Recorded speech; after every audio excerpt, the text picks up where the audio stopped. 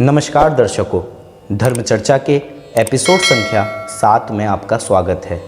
आज के हमारे एपिसोड का विषय है कर्मठ। कर्मठ अर्थात वो व्यक्ति जो अपने कर्म से पीछे नहीं हटता। एक टास्क, एक कार्य जो उसे असाइन होता है, जो उसे कहा जाता है करने के लिए, वो उसे पूरा करके ही दम लेता है। ये है हमारा आज का विषय। आज की ये कथा हमें लेकर चलेगी पुनः राम युग में। हनुमान जी जब सीता माता की खोज के लिए लंका नगरी पहुंच चुके थे, तो लंका नगरी में बहुत ढूंढने के बाद, बहुत प्रयास करने के बाद भी माता सीता का पता हनुमान जी को नहीं लग पाता। देखा जाए तो हनुमान जी ने कभी सीता माता के दर्शन नहीं किए थे, केवल उन्हें सीता माता के गुणों के बारे में ही पता था। वो लंका नगरी में बहुत ढूंढते हैं, लेकिन उन्हें माँ सीता जैसे गुण वाली कोई भी महिला नहीं मिलती। बहुत ढूंढने के बाद, बहुत ज़्यादा प्रयत्न करने के बाद बजरंगबली एक पेड़ के नीचे थके हारे और निराश बैठ जाते हैं। वो ये सोच लेते हैं कि माता सीता की खोज अब उनसे नहीं हो पाएगी। वाल्मीकि रामायण में ये प्रसंग मिलता है। एक बार बजरंगबली के मन में वापस जाने का ख्याल आता है, लेकिन बजरंगबली के मन में पुनः दूसरा ये ख्याल आता है कि इतने वानरों के बीच भगवान श्री राम ने उनका चयन किया है।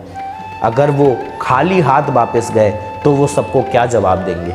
दूसरा विचार उनके मन में आता है कि आज वानर जाति का सम्मान उनके हाथों में है, वो इस सम्मान को जाया नहीं होने देंगे। तीसरा विचार उनके मन में ये आता है कि अगर वो खाली हाथ गए तो प्रभु श्री राम और लक्ष्मण वियोग में क्या कुछ कर बैठेंगे और वो अयोध्या नगरी वापस भी नहीं जाएंगे। अयोध्या नगरी अगर वापस नहीं गए तो भरत और शत्रुघ्न का क्या होगा। ये सारे विचार उन्हें पुनः ऊर्जा से भर देते हैं, उत्साहित कर देते हैं कि वो पुनः सीता माता की खोज में निकल जाते हैं। कहते हैं यहाँ पर बजरंगबली कुछ अलग प्रयोग करते हैं।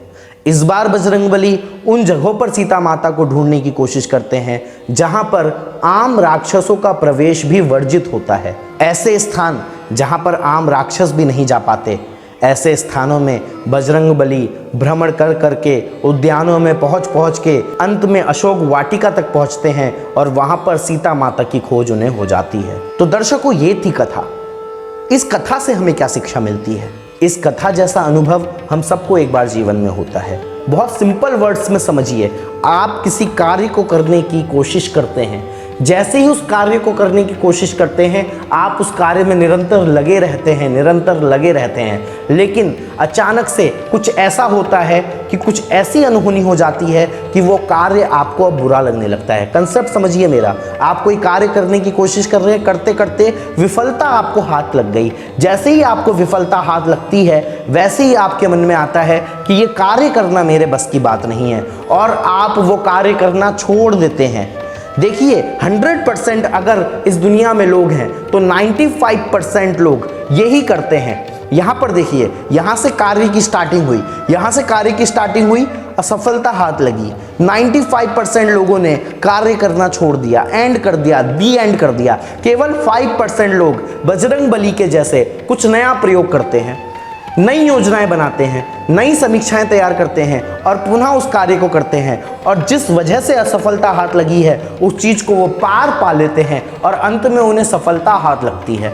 और ये केवल वो 5% लोग हैं, और यही 5% लोग हैं जिनका एग्जाम्पल्स आज हमें दिया जाता है, जिनके बारे में आज मोटिवेशन क्लासेस में हमें बताया जाता है। तो आपके ऊपर है, सोचिए आपको 95% में रहना है या इन 5% में आना है। कोई कार्य करते हैं तो कर्मठ होकर करिए, पूरी निष्ठा से करिए, पूरी लगन से करिए। स्टार्टिंग में असफलता आपके हाथ आएगी, लेकिन जहां पर आप अपना सोचने का नजरिया बदलेंगे वहां पर वो कार्य आपसे होता चला जाएगा। तो दर्शकों, आज की धर्म चर्चा में फिलहाल के लिए बस इतना ही। मिलेंगे अगले एपिसोड में एक और धर्म कथा और उसके आज के ज्ञान के साथ। तब तक के लिए आप सभी को मेरा जय श्री राम।